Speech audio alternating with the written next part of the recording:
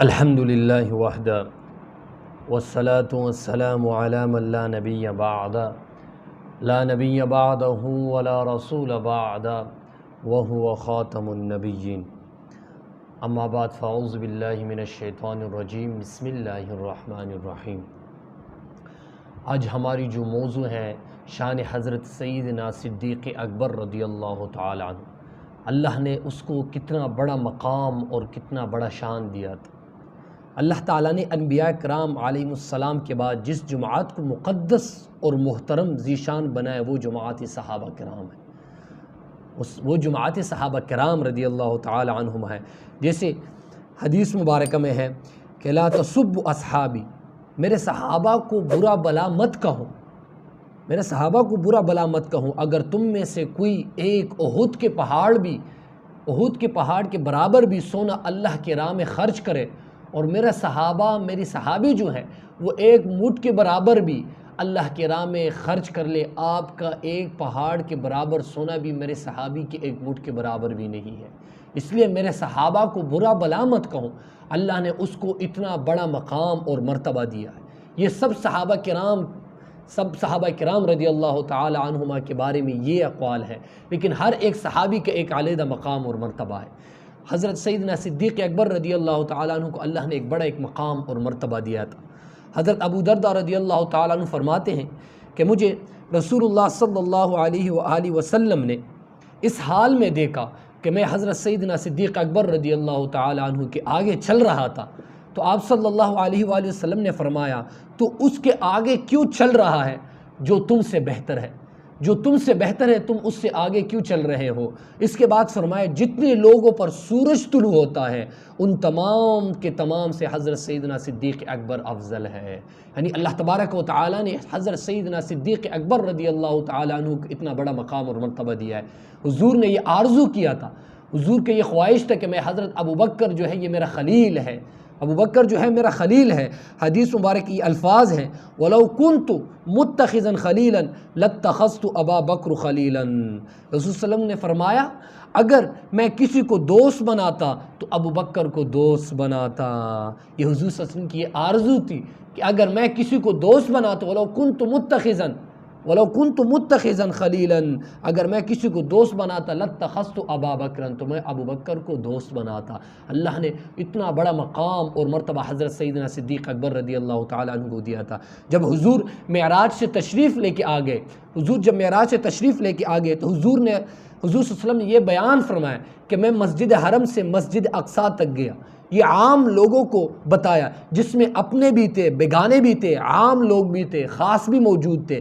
میں مسجد حرم سے مسجد اقصیٰ تک گیا تھا اور خاص لوگوں کو یہ بتایا تھا ثم عرج بنا الی السماء، یہ تو ان کو کہا گیا تو اس سے بھی آگے گیا ہوں، میں آسمان سے بھی آگے گیا ہوں۔ ان کی عقل نے اتنا بھی نہیں مانا، ان کی عقل نے اتنے بھی نہیں مانا تھا۔ جو لوگ دائر اسلام میں نہیں آئے تھے، کفار نے ان کو یہ واقعہ بتایا کہ کوئی بندہ رات کے ایک حصے میں مسجد حرم سے مسجد اقصیٰ تک چلے جا سکتے ہیں، ان سب کو دائر اسلام سے خارج کر کے کفر میں مبتلا کر دیا۔ جو نئے اسلام میں آئے تھے کافی مسلمان مرتد ہو کر دائر اسلام سے فارغ ہو گئے۔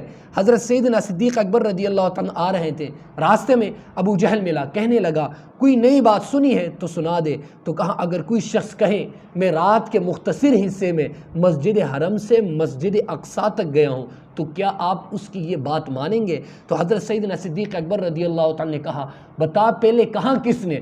ابو جہل نے کہا تو اس کو چھوڑ، پہلے تو بتا یہ آپ مانیں گے یا نہیں؟ تو حضرت صدیق اکبر نے کہا بولتے نہیں میں نہیں مانوں گا۔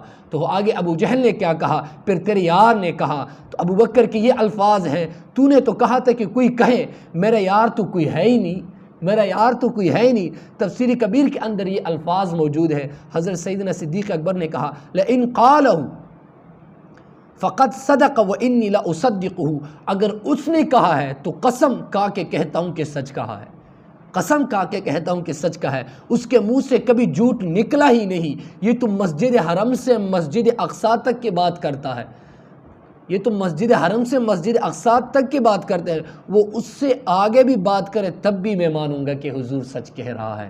امام راضی کہتے ہیں وَذَلِكَ سُمِّيَ صدیق، اس دن سے آپ کا نام صدیق ہو گیا۔ اس دن سے آپ کا نام صدیق پڑ گیا، یعنی اللہ نے اتنا بڑا مقام اور مرتبہ اللہ تبارک و تعالیٰ نے حضرت سیدنا صدیق اکبر رضی اللہ تعالیٰ عنہ کو دیا تھا۔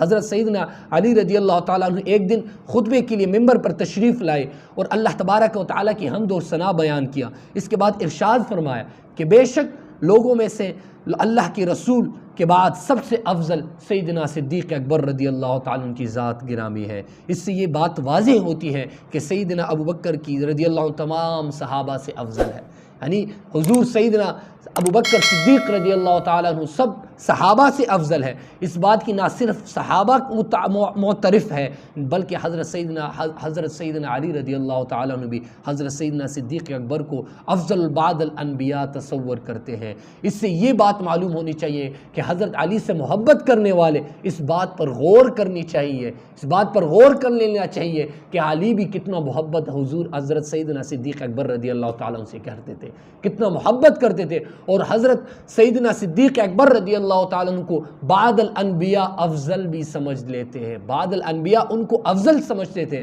اس لیے جو محبت علی رضی اللہ تعالیٰ عنہ سے کرنے والے ہیں وہ اس بات پر غور کر لینا چاہیے۔ حضرت انس بن مالک رضی اللہ تعالیٰ عنہ فرماتے ہیں کہ آپ صلی اللہ علیہ وآلہ وسلم نے ایک مرتبہ اپنے ہاتھ کو اللہ کے دربار میں اٹھایا اور فرمایا اے اللہ ابوبکر کو قیامت کے دن میرے ساتھ درجہ عطا فرما، تو اللہ کی طرف سے وحی کی گئی ہے، حضور آپ کی دعا کو قبول کر لیا گیا، یعنی حضور نے یہ آرزو کی تھی یا پروردگارہ بروز قیامت بھی ابوبکر میرے ساتھ رہے، جنت میں بھی میرے ساتھ رہے۔ اللہ تبارک و تعالیٰ نے ابوبکر کو یہ مقام اور مرتبہ دیا تھا کہ حیات میں بھی حضور کے غلامی میں تھے، جب فوت ہوئے پھر بھی حضور کے قدموں میں ہیں، جب قیامت ہوگا پھر بھی حضور کے ساتھ ہی ہوگا۔ اللہ نے اتنا بڑا مقام اور مرتبہ دیا۔